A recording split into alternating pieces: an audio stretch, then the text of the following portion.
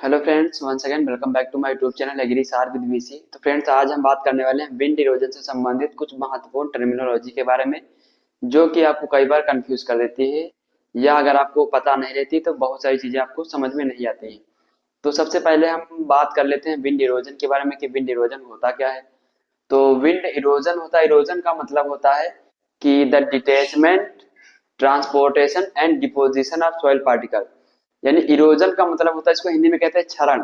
कोई भी soil particle है, जैसे ये कोई आपका सॉइल पार्टिकल है, तो इससे उसका डिटेचमेंट होना यानी टूटना, फिर ट्रांसपोर्ट होना, दूसरी जगह पर जाना और वहां पर डिपॉजिट हो जाना यानी भूमि में स्थिर हो जाना, जमा हो जाना।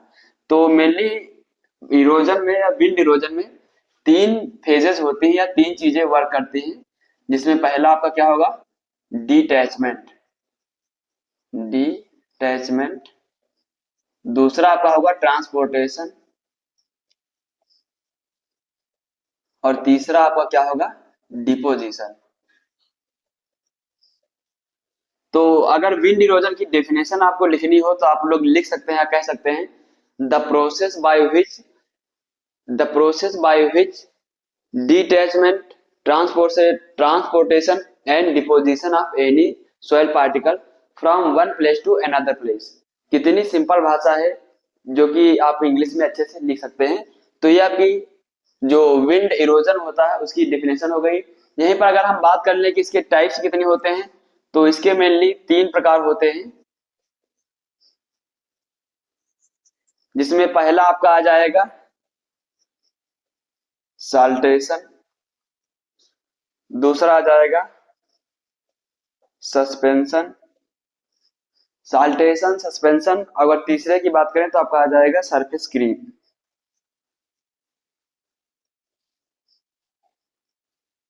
मेन जो हमारा टॉपिक है उसमें आज हम समझेंगे मिनिमम फ्लूइड थ्रेशोल्ड लेवल और मैक्सिमम फ्लूइड थ्रेशोल्ड लेवल क्या होता है। लेकिन अगर हम विंड इरोजन की बात कर ही रहे हैं तो हम उसके टाइप्स भी देख लेंगे। तो saltation, suspension and surface creep, तीन प्रकार का आपका विंड इरोजन देखने को मिलता है।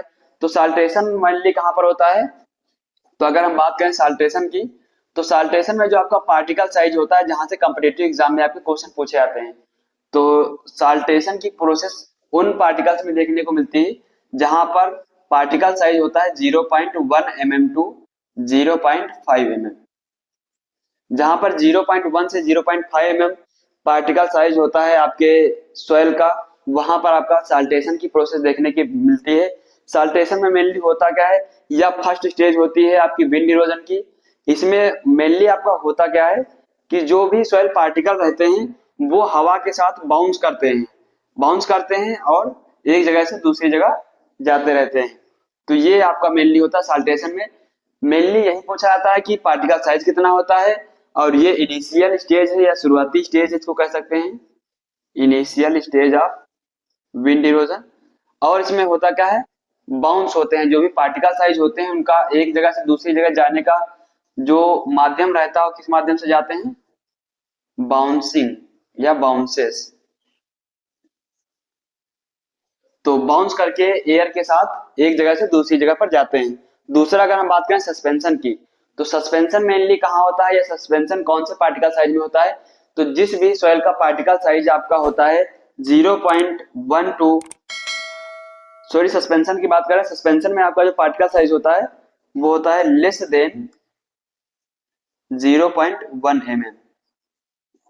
यानी जिस सॉइल का पार्टिकल साइज या जिस सॉइल का जो आपका कण होगा उसका साइज अगर 0.1 mm से कम है, तो वहां पर आपका सस्पेंशन देखने को मिलता है।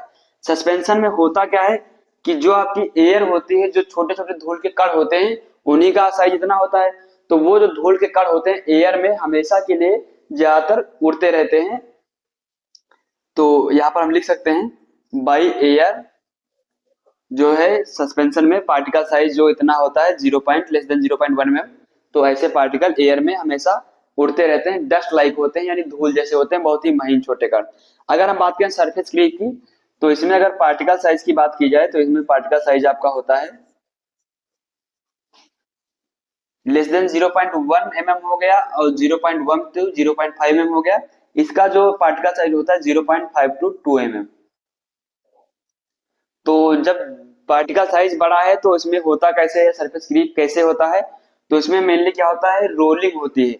जैसे ये आपका कोई भी कण हो गया, तो ये रोल करता है कुछ इस प्रकार से सरफेस पर, यानी अलोंग विद सरफेस रोलिंग होती है, स्लाइडिंग होती है। तो ये ऐसे घूम घूम कर या लुढ़क कर आपके सरफेस के साथ एक जगह से दूसरी जगह पर जाते हैं, डिपोजिट हो जाते हैं। तो ये मेनली तीन आपके टाइप थे विंड इरोजन के, जहां से क्वेश्चन पूछे जाते हैं पार्टिकल साइज को लेकर और किस माध्यम से इरोज करते हैं। मेनली जो हमारा आज का टॉपिक है जिसके बारे में हम बात करने वाले हैं, तो ये भी बहुत जरूरी था क्योंकि यहाँ से क्वेश्चन पूछे जाते हैं, इसलिए मैंने आपको ये बता दिया। बाकी जो भी हमारा इरोजन है इसके बहुत ही डिटेल वीडियो हम आपको जल्द ही प्रोवाइड कराएंगे, बहुत ही अच्छी प्रकार से।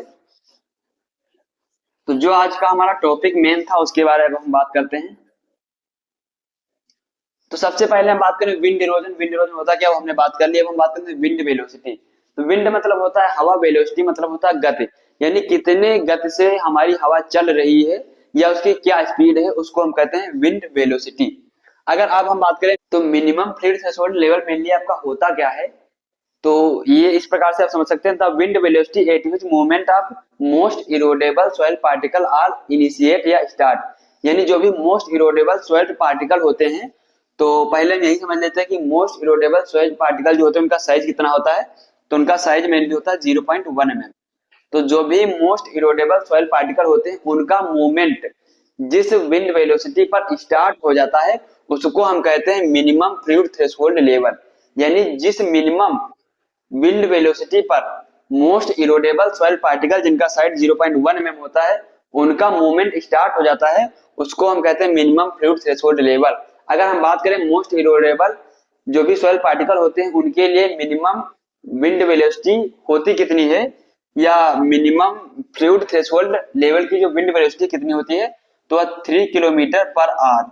अगर 3 किलोमीटर पर घंटे की गति से स्पीड से हमारी वायु चल रही है तो वो हमारी कहलाएगी मिनिमम फ्लूइड थ्रेशोल्ड लेवल, जहां पर मोस्ट इरोडेबल सॉइल पार्टिकल जिनका साइज 0.1 mm होता है वो अपना मूवमेंट करना स्टार्ट कर देंगे या इरोजन करने के लिए मूव एक जो है एक जगह से दूसरी जगह जाने के लिए क्या कर देंगे, तैयार होंगे या अपना मूवमेंट शुरू कर देंगे।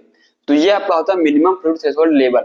अगर हम बात करें मैक्सिमम फ्लूइड थ्रेशोल्ड लेवल, तो मैक्सिमम फ्लूइड थ्रेशोल्ड लेवल का मतलब होता है, मैक्सिमम से समझ में आ रहा है आपका कुछ अधिकतम, तो मैक्सिमम फ्लूइड थ्रेशोल्ड लेवल का मतलब वह होता है जहां पर सभी साइज के soil particle, minimum fluid threshold level में केवल मोस्ट इरोडेबल सॉइल पार्टिकल की साइज बात की गई थी जिनका साइज होता है 0.1 mm, लेकिन मैक्सिमम फ्लूइड थ्रेशोल्ड लेवल में उन सभी सॉइल पार्टिकल की बात की जाती है जो छोटे हो या बड़े हो, जो अपना मूवमेंट शुरू कर देते हैं एक जगह से दूसरी जगह को जाने के लिए। तो इसमें मेनली आपका क्या होता है, all type of soil particle, all type of soil particles. तो इसको हम इस प्रकार से कह सकते हैं मैक्सिमम फ्लूइड थ्रेशोल्ड लेवल को कि the wind velocity at which all side soil particle start it's movement, यानी अपना मूवमेंट जो भी सोयल पार्टिकल होते हैं छोटे या बड़े या सभी साइज के सोयल पार्टिकल जिस विंड वेलोसिटी या वायु गति पर अपना मूवमेंट स्टार्ट कर देते हैं उसको हम कहते हैं मैक्सिमम फ्लूइड थ्रेशोल्ड लेवल। अगर हम बात करें कि मैक्सिमम फ्लूइड थ्रेशोल्ड लेवल या जनरली आपकी जो इरोजन करने के लिए विंड वेलोसिटी होती है वह कितनी रिक्वायर्ड होती है, तो वो आपकी रहती है 16 किलोमीटर पर आवर। अगर 16 किलोमीटर पर आवर या पर घंटे की स्पीड से वायु चल रही है तो सभी प्रकार के सॉइल पार्टिकल को इरोड करने की क्षमता रखती है, मूवमेंट कराने की क्षमता रखती है। तो ये आपका था मिनिमम फ्लूइड थ्रेशोल्ड लेवल और मैक्सिमम फ्लूइड थ्रेशोल्ड लेवल, जो कि आपको आई होप अच्छे से समझ में आ गया होगा। अब एक बार इसको हम फिर से समझ लेते हैं कि मिनिमम फ्लूइड थ्रेशोल्ड लेवल क्या था, जहां पर मोस्ट इरोडेबल सॉइल पार्टिकल अपना मूवमेंट स्टार्ट कर देते हैं या वह विंड स्पीड वायु की गति जिस स्पीड पर जो मोस्ट इरोडेबल सॉइल पार्टिकल होते हैं जिनका साइज 0.1 mm होता है वो अपना इरोजन या मूवमेंट स्टार्ट कर देते हैं, उसको हम कहते हैं मिनिमम फ्लूइड थ्रेशोल्ड लेवल, जिसके लिए वायु स्पीड कितनी चाहिए होती है 3 किलोमीटर पर आवर। लेकिन अगर हम बात करें मैक्सिमम फ्लूइड थ्रेशोल्ड लेवल की, तो इसमें क्या होता है, वो सभी सॉइल पार्टिकल छोटे हो या बड़े यानी सभी साइज के सॉइल पार्टिकल जिस विंड वेलोसिटी पर अपना मूवमेंट स्टार्ट कर देते हैं उनको कहते हैं मैक्सिमम फ्लूइड थ्रेशोल्ड लेवल, जिसके लिए विंड वेलोसिटी चाहिए होती है 16 किलोमीटर पर आवर। तो आप सभी के समझ में ये चीजें बहुत अच्छे से आ गई होंगी। अब हम बात करते हैं most erodible soil particle size कितना होता है, तो हमने ऑलरेडी आपको बता दें 0.1 mm। जो विंड इरोजन होता है इसका डेंजरस प्रभाव सॉइल पर अगर देखने को मिले या देखा जाए किस चीज पे पड़ता है, तो किस पे पड़ता है, सॉइल टेक्सचर पर। सॉइल टेक्सचर, जो सॉइल टेक्सचर होता है उस पर विंड इरोजन का मेनली इफेक्ट देखने को मिलता है, क्योंकि सॉइल टेक्सचर में होता क्या है कि the arrangement of primary soil particles like sand silt clay, तो वो आपका होता है सॉइल टेक्सचर। सॉइल टेक्सचर को हम टिलेस के द्वारा चेंज नहीं कर सकते, आपको पहले से पता होगा। लेकिन जब इसकी ऊपरी परत ही पूरी उड़ के दूसरी जगह चली जाएगी, उसको हम चेंज कब कर सकते हैं, अनटिल या अनलेस उसमें नई सॉइल मिक्स की जाए या वहां से उसकी सॉइल को हटाया जाए। और इसमें विंड इरोजन में क्या होता है कि यहाँ की सॉइल दूसरी जगह जा रही है, तो ये क्या होता है कि इसको ज्यादा हानि पहुंचती है सॉइल टेक्सचर को। यहीं पर अगर हम बात करें कि बायोलॉजिकल कंट्रोल क्या हो सकता है हमारा सॉइल इरोजन का, जहां से कॉम्पिटिटिव एग्जाम में आपके क्वेश्चन पूछे जाते हैं, तो बायोलॉजिकल कंट्रोल अगर करना है आपका सॉइल इरोजन का, biological control for soil erosion या विंड सॉइल इरोजन, अगर विंड के द्वारा आपका सॉइल इरोजन हो रहा है तो उसका बायोलॉजिकल कंट्रोल क्या कर सकते हैं, तो बायोलॉजिकल कंट्रोल में मेनली हम कर सकते हैं स्ट्रिप क्रॉपिंग। स्ट्रिप क्रॉपिंग कर सकते हैं, जिससे क्या होगा हमारा बायोलॉजिकली कंट्रोल हो सकता है विंड इरोजन। तो आई होप ये लेक्चर आपके समझ में अच्छे से आ गया होगा, ये टर्म आप जरूर समझ लेना। अगर आपको कोई कंफ्यूजन है, कहीं पर कोई दिक्कत रह जा रही तो आप कमेंट कर देना, मैं इसको दोबारा बहुत ही अच्छे से आपको विद फिगर समझा दूंगा। तो इसी के साथ मिलते हैं नेक्स्ट वीडियो में, धन्यवाद।